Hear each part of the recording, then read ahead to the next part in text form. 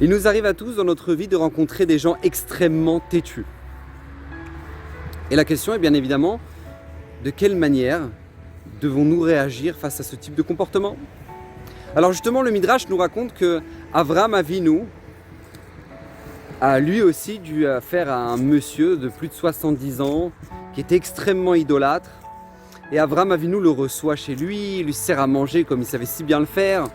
Et puis ce monsieur-là ne voulait rien entendre de tout ce que lui expliquait Avraham Avinu, qu'il y avait un Dieu sur terre, que c'était lui qui était la source de tout, etc. Il voulait rien savoir.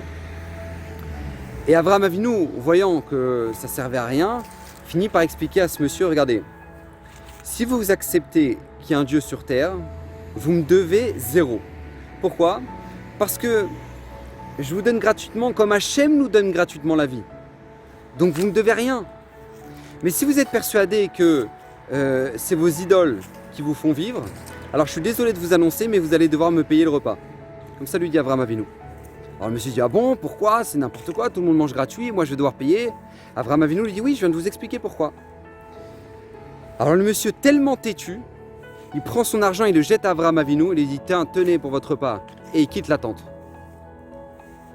Et Avraham Avinu est choqué. Il dit, mais comment on peut être tellement borné, tellement têtu, c'est pas possible.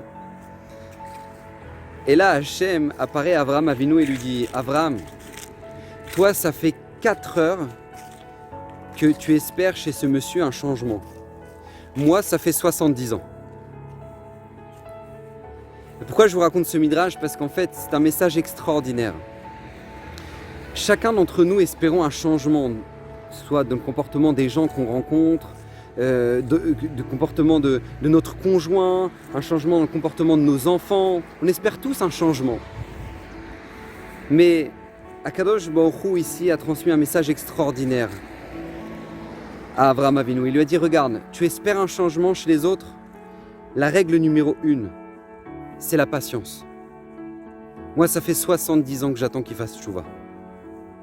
Sois patient. Ne pense pas que ce que tu as fait, c'était en vain. Et ça, c'est une grande leçon de la vie. C'est-à-dire que tu espères une amélioration dans ton couple. Eh bien, c'est doucement. On explique, on réexplique, on partage des idées, on échange, on explique ce qui nous dérange. Tu espères un changement dans le comportement de tes enfants. Tu expliques, tu réexpliques, tu répètes, tu partages, tu écoutes, tu essaies d'être en échange avec tes enfants. Et c'est à travers ça que pourra se créer un changement. Mais s'il n'y a pas de patience, le changement sera impossible.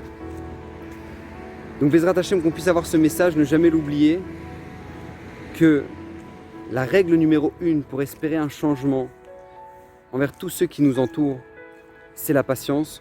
Parce que si Hashem a la patience de nous supporter, donc nous, à plus forte raison qu'on doit avoir la patience de supporter tous les gens pour qui c'est pas forcément évident pour nous. Donc Bezrat Hashem, qu'Hashem vous bénisse. Bracha Vatzlacha, passez un excellent Shabbat.